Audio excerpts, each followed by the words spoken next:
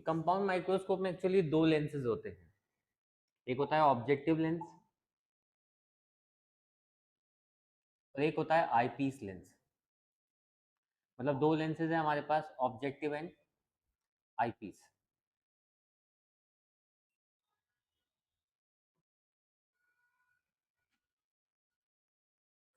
Eyepiece थोड़ा सा बड़ा होता है, मतलब आईपीस की फोकल लेंथ भी ज्यादा होती है और ऑब्जेक्टिव की फोकल लेंथ कम होती है।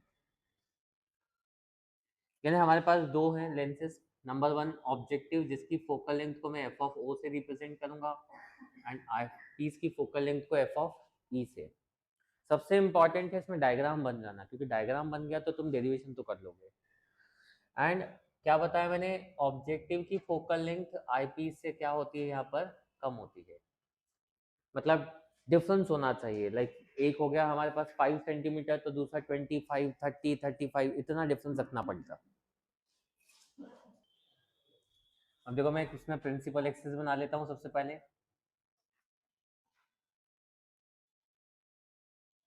ये मैंने बना लिया प्रिंसिपल एक्सिस। इस पे हम लोग एक ऑब्जेक्ट ले लेते हैं। ये बन गया हमारे लिए ऑब्जेक्ट। ये क्या बनाया हमने इस तरह से, ऑब्जेक्ट। माइक्रोस्कोप के केस में ऑब्जेक्ट जो होगा वो फाइनाइट पोजीशन पे होता है। टेलीस्कोप के केस में ऑब्जेक्ट कहाँ होता है, इनफाइनाइट पे। तो ये भी डिफरेंस ध्यान रखेंगे। अब हम जैसे रे डायग्राम बनाते हैं वैसे रूल्स फॉलो करते हैं। रे अगर पैरेलल गई तो कहाँ से पास होगी, फोकस से। सपोज ये मैंने ओ ले लिया एंड ये बड़े वाला लेंस मतलब आईपीस का ऑब्जेक्टिव ये जो लिया ऑप्टिकल सेंटर ओ डैश ले लिया। नाउ रे अगर पैरेलल जाती है तो ऑब्वियसली कहाँ से पास होगी, focal length of focus of objective से।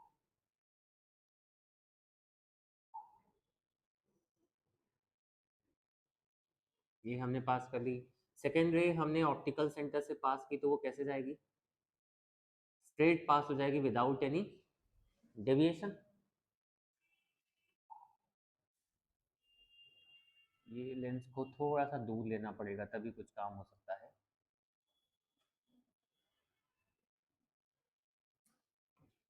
देखो अब क्या हुआ कि ये हमारे लिए यहाँ इमेज बन गई फर्स्ट लेंस ने जो बनाई। ये फर्स्ट फर्स्ट लेंस यानी कि ऑब्जेक्टिव ने इमेज बना दी यहाँ पे। और वो हम लोग ऐसा एडजस्ट करते हैं कि O dash and F E के बीच में बननी चाहिए वो इमेज। ऐसा क्यों, क्योंकि अगर object between O and F है तो उसकी इमेज कैसी बनती है, वर्चुअल, इरेक्ट एंड एनलार्ज। और हम चाहते हैं कि इसकी इमेज कैसी बननी चाहिए, एनलार्ज इमेज। अब यहाँ पर भी हम टू रूल्स फॉलो करेंगे जैसा हमने पहले किया। मैं इसको डिफरेंट कलर से लूंगा ताकि पहचानने में आसान हो, नहीं तो हम कंफ्यूज हो जाएंगे क्या। ये रे यहाँ से गई, कहाँ से पास होगी, फोकस से। एंड जैसे मैंने बताया इसका फोकस तो बहुत बड़ा होता है as compare to this one. ये देखो छोटा है, थोड़ा ज़्यादा लिया मैंने, और भी ज़्यादा लेना चाहिए था। एंड एक रे यहाँ से पास होगी ऑप्टिकल सेंटर से तो स्ट्रेट पास हो जाएगी, होगा ऐसा। अब मैं क्या करता हूँ, देखो ये पहली रे तो यहाँ से पास हो गई तो स्ट्रेट चली गई, ये रे पैरेलल गई तो यहाँ से फोकस से पास होगी कहीं। अब मैं ये दोनों रेस को अगर एक्सटेंड करूंगा तो ऑब्वियसली कहीं ना कहीं मीट करेंगी एंड वो इमेज कैसी बनेगी हमारे पास, कैसी होगी, वर्चुअल, इरेक्ट और एनलार्ज होगी। कि यहाँ हमारे पास एक फाइनल इमेज बन जाती है इस तरह से।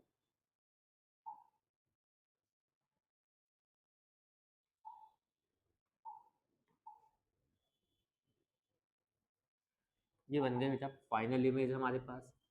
अब हम इसकी लेबलिंग कर लेते हैं। ये हो गया ए बी, क्यों, क्योंकि ऑब्जेक्ट है। ऑब्जेक्ट, इससे इमेज बनी ए डैश बी डैश, और ए डैश बी डैश की इमेज क्या बनी, a double dash B double dash. Clear है भाई। ये अल्फा फाइनल इमेज ये है, मुझे ये ऑब्जेक्ट को सुपर इम्पोज करना होगा कहाँ पे, कहाँ सुपर इम्पोज करेंगे? फाइनल इमेज पे। ये फाइनल इमेज पे अगर मैं इसको सुपर इम्पोज करूं,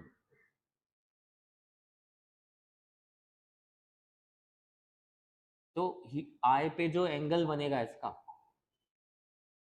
ऑब्जेक्ट का जो एंगल बनेगा,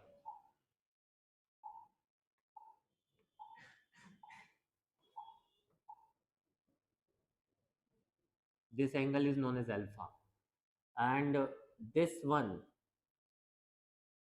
is known as बीटा। तो इस तरह से हमारे पास दो एंगल आ गए बच्चों, एक अल्फा आ गया और दूसरा बीटा आ गया।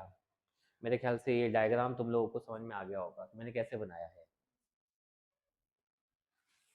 अब हम डिस्टेंसेस मार्क करते हैं, क्या क्या डिस्टेंसेस है हमारे पास। यहाँ देखो, फर्स्ट इसको मैं क्या लिखूंगा, ऑब्जेक्ट डिस्टेंस, तो यू ओ लिखा। इस ऑब्जेक्टिव ने इमेज कहाँ बनाई थी? यहाँ पर, मतलब ये डिस्टेंस मेरे पास क्या हो जाएगी, वी ओ, है ना, हो जाएगी वी ओ। अब सेकंड वाले लेंस के लिए ऑब्जेक्ट क्या है, ए डैश बी डैश, मतलब ये हमारा हो जाएगा यू ई, इसको क्या बोलेंगे हम, यू ई, मतलब object distance for eye piece. और ये हो जाएगा हमारे पास वीई, और वीई इक्वल्स टू क्या होना चाहिए, डी, तभी हमें ऑब्जेक्ट की इमेज क्लियरली विजिबल होगी। ये क्लियर सबको? अब हम डेरिवेशन स्टार्ट करते हैं, यहाँ तक डायग्राम बनाने का काम हुआ है ना। डायग्राम नहीं बना तो डेरिवेशन तो भूल ही जाना कि डेरिवेशन होगा। मतलब सबसे इंपॉर्टेंट तो भाई डायग्राम बन जाना चाहिए। पहले मैंने क्या किया, देखो, रे पैरेलल गई तो कहाँ से पास हो गई, ऑब्जेक्टिव के फोकस से, ऑप्टिकल सेंटर से गई तो स्ट्रेट। ये फर्स्ट इमेज बनी जो सेकंड के लिए ऑब्जेक्ट का काम करेगी, और यहाँ से रे पैरेलल गई तो फोकस से पास, ऑप्टिकल सेंटर से गई तो स्ट्रेट। एक्सटेंड किया, इस तरह से हमारे पास क्या बनती है, वर्चुअल इमेज बन गई इसी की, क्योंकि सेम साइड पे बन रही है ना। इन्वर्टेड है तो इसका मतलब ये नहीं कि रियल है, वो कैसी इमेज है, वर्चुअल इमेज है। यानी माइक्रोस्कोप से जब हम किसी ऑब्जेक्ट को देखते हैं ना, तो वो उल्टा दिखता है। वो तो सेल है, क्या फर्क पड़ना, सीधा दिखे उल्टा दिखे। हाँ, इसको करेक्ट कर सकते हैं, एक और लेंस लगा के सीधा कर सकते हैं इसको, जैसे हमने बताया था तुम्हें। एंड ये ऑब्जेक्ट को मैंने सुपर इम्पोज किया यहाँ पे, तो ये अल्फा हो गया and this one is beta. Clear यहाँ तक, है ना। अब क्या स्टार्ट करते हैं हम लोग, इसका derivation of magnification of compound microscope देखेंगे।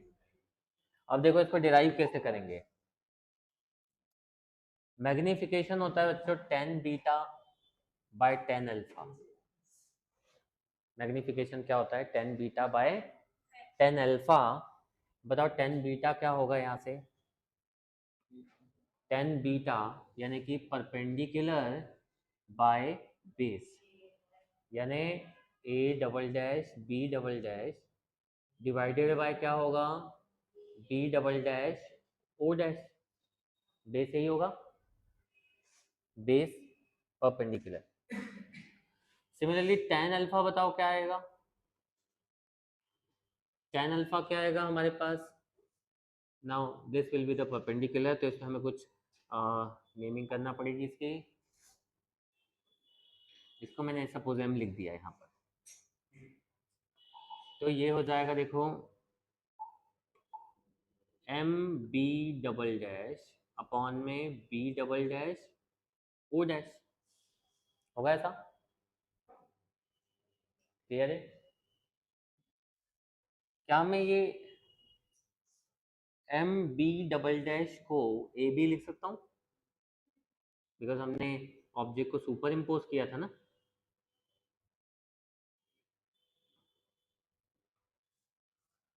अब हम मैग्निफिकेशन निकालते हैं, जो कैसा आएगा, 10 बीटा बाय 10 अल्फा करके।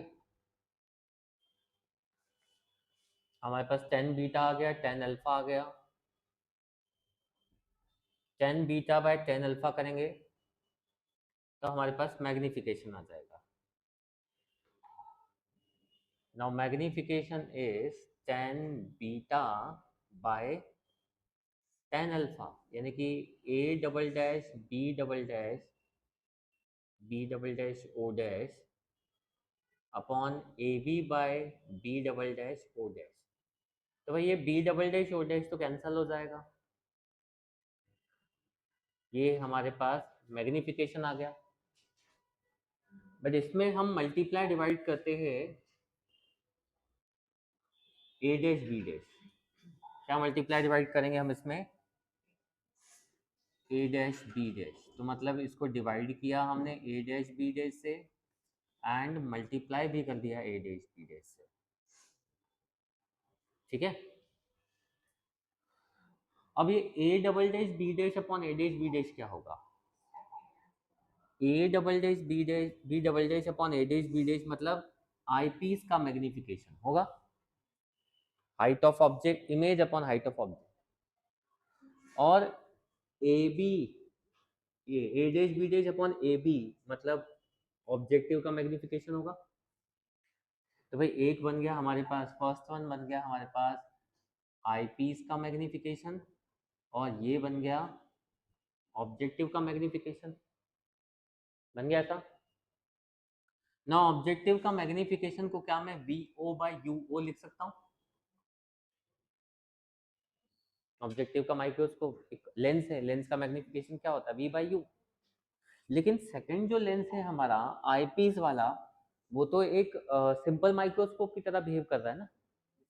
And in case of simple microscope magnification क्या होता है हमारे पास? In case of simple microscope हमारे पास मैग्निफिकेशन होता है 1+d/fe होना चाहिए, क्योंकि आई पीस की बात कर रहे हैं। क्लियर है? तो इस तरह से हमारे पास मैग्निफिकेशन का फॉर्मूला आ गया v o by u o into 1+d/fe। ये तब जब फाइनल इमेज डी पे बने, अगर फाइनल इमेज इनफाइनाइट पे बनेगी तो 1 हट जाएगा, वी ओ बाई यू ओ हो जाएगा d/fe। तो ये हमने फाइनली फॉर्मूला डिराइव किया किस चीज़ का?